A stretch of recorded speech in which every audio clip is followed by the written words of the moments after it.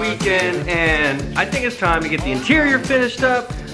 We touched on it a little bit in the last video, but there's still quite a bit of stuff that we need to complete, like getting the harness bar installed. Even though I still don't have harnesses, I need to order some. Harnesses are kind of expensive, bro. Jesus, I don't want to.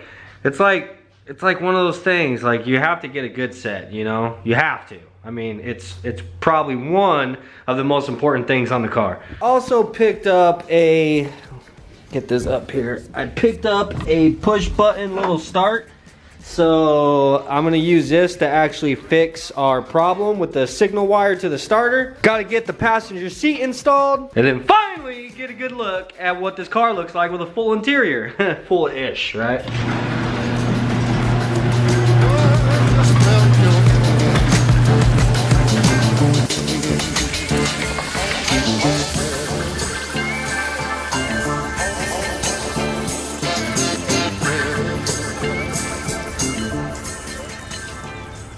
Alright, so sitting inside of the car now, I mentioned to you guys in the last video that as for installing this harness bar, that it doesn't necessarily fit my car. Reason being, I think it's because of year, I don't know. My model, it doesn't have a seat belt that actually bolted up to this pillar right here. The seat belts were actually attached to the doors themselves, and our harness bar is supposed to bolt up to the bolt that you would remove to take out your factory seat belt. The doors actually had like a bracket that attached to it right here, and then there was also a piece that attached to the body right here. So whenever the door was shut, they would basically lock into one another. These three holes right here that are remaining from me removing that bracket because we no longer need it, those are what it is that I'm going to utilize to try to make some kind of bracket out of a piece of angle iron. Now I have to pre-warn you guys, I did see in the comments on the last video that somebody had mentioned that they were interested in how it is that I was going to be able to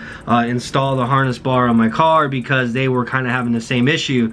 I need you to understand that my car is a little bit different than most because of the fact that we have drilled all these holes. If you guys are wanting to do this yourself to install a harness bar, dude, I don't recommend it. Just to be straight up with you, you're gonna have to hack into your car, and that's something that I most certainly don't recommend. I don't know, I haven't even looked it up. There's probably a harness bar out there that they have figured out a way to utilize this chassis and to be able to install it properly. I'm not sure, but this is the harness bar that I have, and I'm just gonna make it work, bro. Go. Hannah, where are you going? What's wrong? Are you not camera worthy right now? What are you doing in my garage? Yo. Okay, my toes are in there. Your toes are, oh, Jesus. All right, so this is the piece of angle iron that we're gonna be using to make our brackets. This is 1 inch by 1 inch, and it is 3/8 of an inch thick, so it's pretty stout shit. All right, now in order to cut this angle iron, dude, you wanna make sure that you're wearing some safety glasses, bro. Safety is the #1 thing. And you also wanna make sure that you have a really good grasp on your material and find where it is that you're wanting to cut it and just give it a good, there's one. There's two. So now that we have our two pieces basically cut down to size, we got to put it through some very precision cutting work, man. And because they're not going to fit in there like this. It's just not going to happen. All right, so I got all the holes drilled in these things, and now that the holes are drilled in it, I think it'll probably give you guys a better understanding of what it is I'm doing. So those 3 holes right here are what's going to bolt right here to the body on the inside of the frame, but we still have to trim it away for these pieces to even fit in there. So once this bolts up right there, you see on this other side, we're gonna have a hole right there that we're gonna run a bolt through, and that is what is gonna actually hold our harness bar in. So now I need to go through and do some trimming and some shaping on these things and get them looking kind of cool, you know what I'm saying? And not just like a piece of freaking angle iron.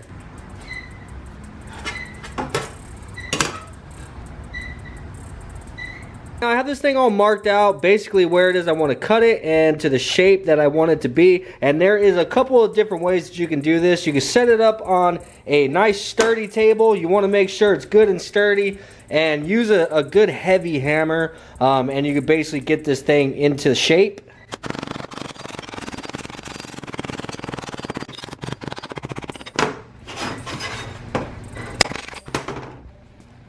And just like that, now it is taking on the shape that we want it to be. It needs to be cleaned up a little bit, obviously with a flappy disc, but there is another way to do it that is probably a little bit harder, and I'll show you guys that right now.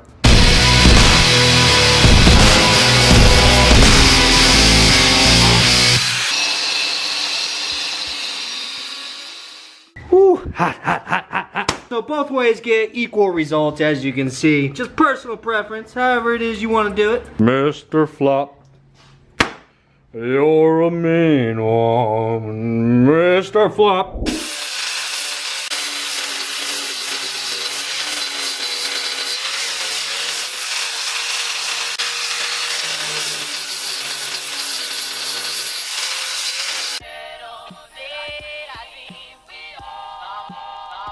Alright, so the brackets are finished. They came out really clean, dude. I'm actually very satisfied with how they came out, like aesthetically anyway. Of course, we do need to put some paint on them so that they don't rust. But at the moment, I really just want to kind of get them installed, make sure everything's going to work. Then I'll probably have to pull them out and paint them later. But for right now, we actually have to clearance that pillar right there to even be able to get this thing in. And I'm gonna have to cut one of these. I think I'm probably gonna do this one. Just kind of fold it out of the way so we can get this thing in there, get it bolted up, and then I could just kind of fold it back. I'm sure the paint is probably gonna crack. I've already chipped quite a bit of it in here from just messing with it, but that's all right, man. I could touch all that up.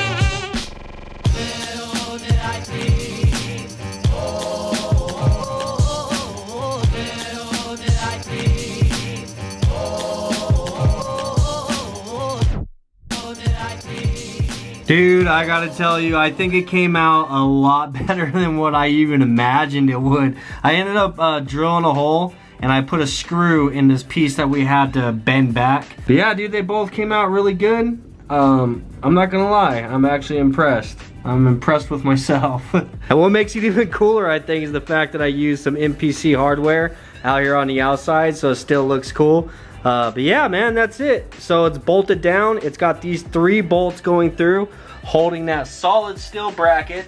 And then it comes down and it's got this little bolt sticking out on both sides. And that's what we're gonna be able to attach our harness bar onto. So now's the moment of the truth, man. Hopefully that thing even fits and all that work wasn't for nothing. I'm gonna make it fit no matter what.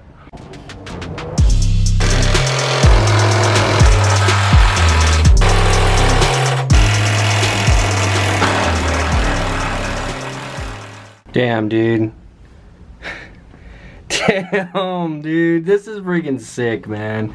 It took me all damn day, but definitely worth it, man. These brackets actually turned out to be perfect. I did have to bend this bracket a little bit. I don't know if you guys see. I had to bend it over just a little bit for it to reach. But yeah, man, I mean, it's not in the exact location that I think it's supposed to be in. I don't know. I'm not sure, but I know it's gonna serve its purpose. It's pretty damn solid. I mean, honestly, this is supposed to be temporary, you know what I mean? I eventually do want to cage the car. So whenever we cage the car, obviously this is gonna come out because it would just be in the way, and we'll have a harness bar built into the cage. Anyhow, now I have to try to get out of this jungle gym, dude. God. Ugh. Next, we need to get this remote. I almost called it a remote start. We need to get this push button start installed on the car because I am sick and tired of having to jump my damn starter. First thing I'm gonna do is we need to trace this circle basically on our aluminum panel because that is gonna be the size hole that we need to drill out in order to fit this button in there. I'm just gonna eyeball this thing on here, get it as centered as I can.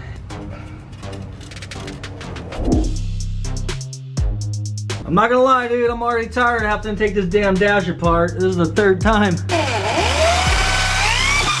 Solid, dude.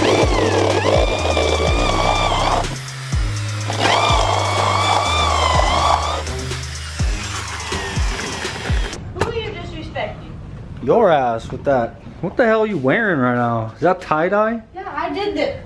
Are you recording?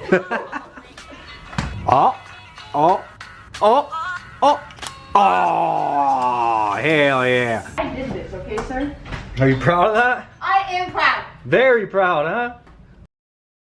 So I have the switch wiring all finished up. So our push button is right there, and then the switch that's directly right next to it is what is going to actually supply the power to it. So we will get a power source that will plug right here into the toggle switch, and then that will jump over into our push button start. It won't have any power unless obviously the switch is turned on. So whenever you do that, this switch here has a ground. The ground is right here, in which I just have this little piece bent over, and then whenever we screw this back onto the dash, then it'll get a ground there. The only thing that this ground is for the little red light on the push button itself. And then this third terminal right here coming off with the little connector on it, this is what we'll actually have to run to the starter. As for pulling a power source, I am going to actually be plugging directly into the fuse box. If you guys didn't know, it has little auxiliary plugs right here that you can actually tap into for running, you know, pretty much anything that you want. It needs a 12-volt source. Some of these are a consistent power, and then other ones only get power whenever you actually have the ignition turned on. So with our test light, I have it grounded out right there to a bolt, and I have it in the furthest to the left little prong right there. And whenever you turn the ignition on, you'll see we get power. Turn the ignition off, power goes off. Ignition on, we get power. So that's the power source that I'm looking for. As for the wire, I'm going to be using this. I don't know what gauge it is, but it's pretty thick, and this is actually factory wiring that Colton pulled out of the harness whenever he went through all the wiring underneath the dash. What's cool about this is it already has a fuse in it. Another thing that I think is cool is it has the little piece on the side right here that actually clips into the side of our fuse box down here. You see on the side of the fuse box right there, it has that little spot to where this thing will just slide and lock right into place. So we're plugged into our power source. This is the power source that only comes on with the ignition, and then the wire runs up and it comes down to our fuse, which conveniently locks onto the side of the fuse box. I freaking love that, dude.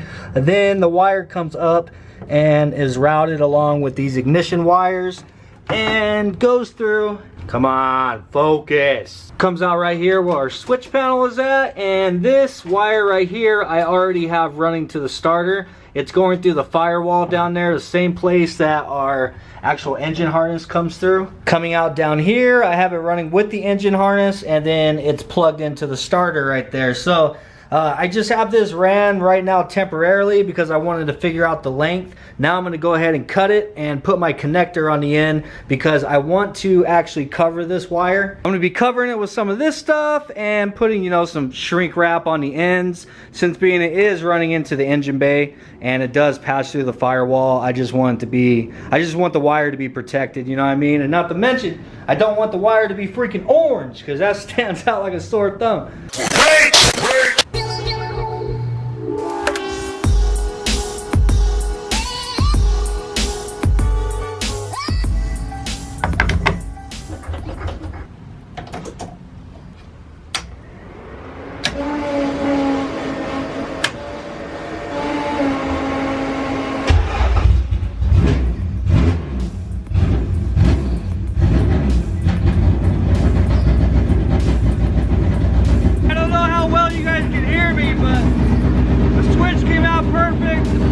Works great. The harness bar looks great. I obviously still need to order some damn harnesses, but I think what I'm going to do right now is go ahead and take the car for its first little drive, probably just down to the end of the block and come back because I don't have any registration yet. But that'll be on the next video, so make sure you keep an eye out for it.